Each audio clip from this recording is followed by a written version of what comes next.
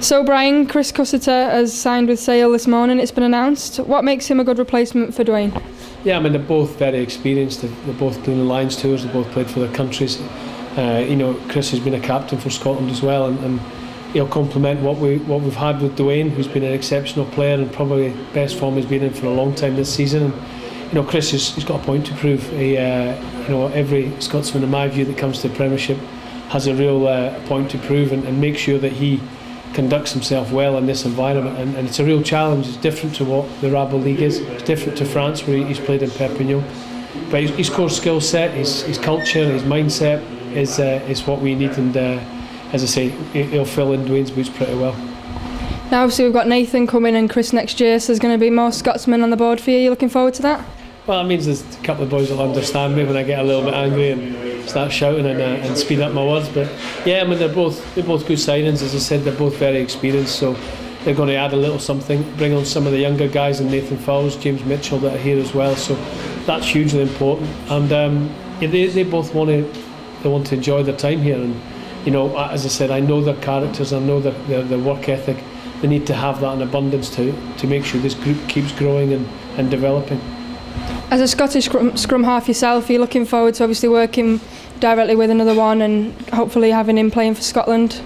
Yeah, I mean, a couple of years ago I was doing a little bit with some of the nines up in Scotland, and Chris was still young then. When I retired in 2003, he was the new kid on the block sort of thing, so I knew he was going to come along. So yeah, it's great for me. As I say, I've really enjoyed working with the boys here so far, individually with Dwayne and Killian last year as well. So there's some good players in there, and I learn from them, they learn from me. We can bounce stuff off each other. But ultimately, I want him to come in here and be a leader in that position, and that's where Dwayne's probably got a little bit of advantage over Will and Nathan at the moment. He's a genuine leader. He talks, he encourages others, and that's what we need from Chris coming in here. Use all his experience and also make his own mark. I want him to be regarded as one of the top nines in the Premiership, and that takes both parties. It's not just me or him. Now this is the last time we play Worcester this season on Saturday, for the 5th time obviously. Is there any underlying sympathy with them in regards to how we were last season? Yeah, massively. I mean, for me, it's Dean Ryan gave me my coaching start in my career in 2005 when I retired. I had 4 years working with Dean. I've known Carl Hogg for over 30 years. He's been a great friend of mine for a long time, so I feel a lot of their pain of what they've gone through. Last year, my first time in 8 years of coaching, I was down the bottom of the league.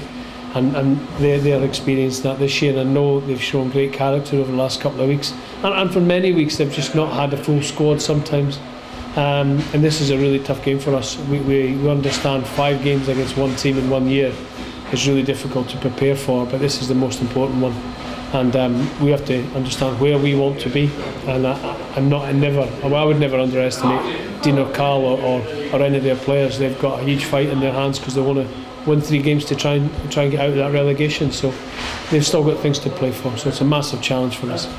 Obviously on Friday our players were a bit gutted to lose the Saracens the way they did. Are they looking ahead and just hoping for a win? And now you said you wouldn't underestimate Worcester, but is a win just the only thing on the players' minds at the moment? Yeah, most definitely. Friday was very disappointing for us because we put a huge effort in. We stopped them from scoring a try. We had 2 or 3 opportunities. We didn't kick very well out of hand, which allowed them some field position. And also we got done on a couple of hard decisions on penalties around, to give them points, which I guess the referee had. But we've got to try and take them 50-50 decisions out the ball game altogether. But I thought, the boys' effort on Friday was huge. We're going to need the exact same again away from home this Saturday, and see what they throw at us. And they're going to have a real crack at us because that's the nature of they're fighting for survival, and players' jobs are on the line and staff's jobs on the line. That's like ours were last year, and we fought out of it. They'll be doing the same. Brilliant, thank you very much.